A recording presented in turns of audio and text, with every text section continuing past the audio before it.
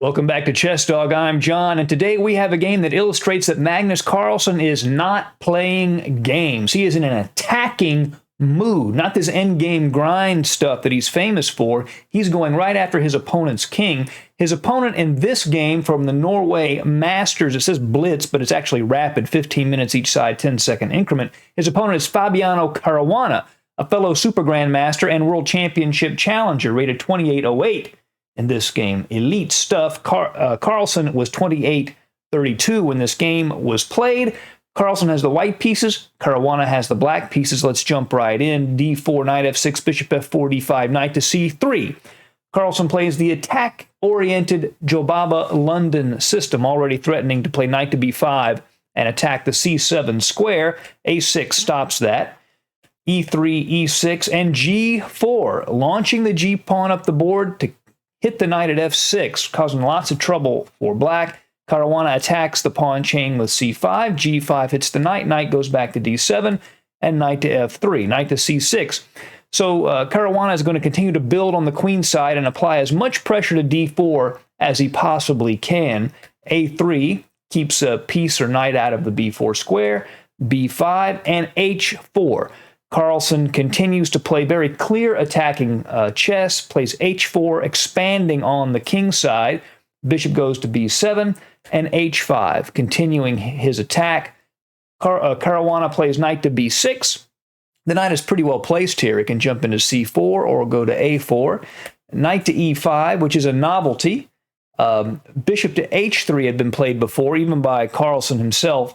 The idea is to attack e6, play g6, and undermine this central structure, but Carlsen plays the knight into the center with e5 instead. Knight takes and bishop takes e5, and there are all kinds of threats here with h6, taking advantage of this pin along this diagonal.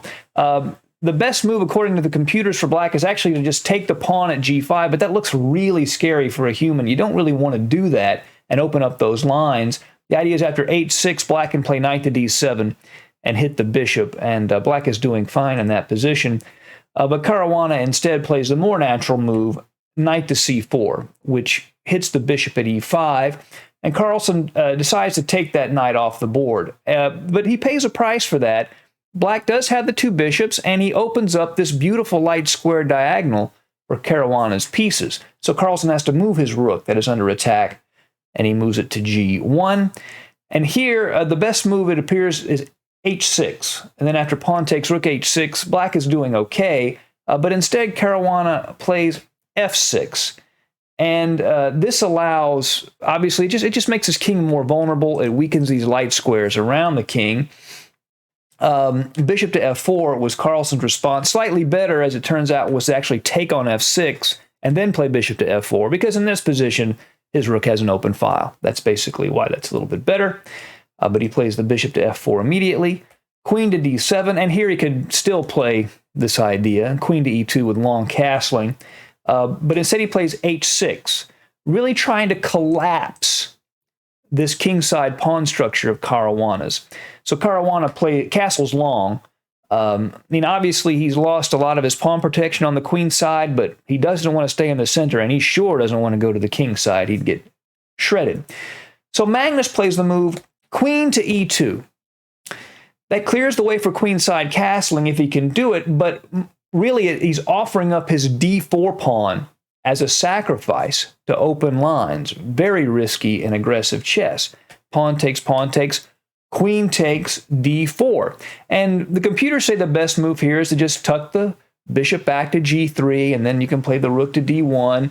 But Magnus says, I'm not going to waste time moving the bishop. And he just plays rook to d1 right away, offering a piece sacrifice, which Caruana takes. I mean, he's really obliged to take it. So now Carlsen has to really make his attack count. I mean, he's down a piece, so the burden is on him to prove that his attack is sufficient compensation for that piece. So here we go.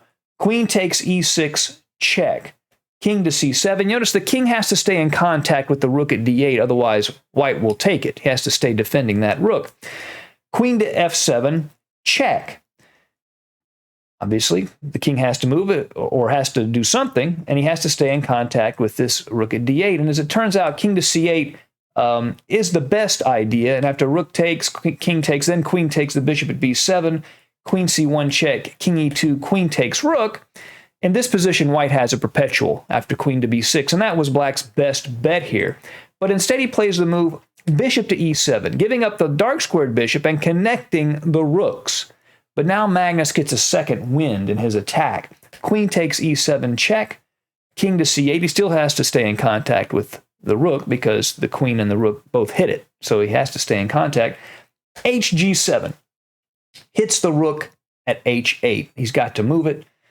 Rook takes d1 check was played first. If he plays rook h to e8, let's say, which looks like it's pinning the queen to the king, but then rook takes d8 check, forces the other rook to capture, and then queen takes rook, king takes, and then you promote to a queen.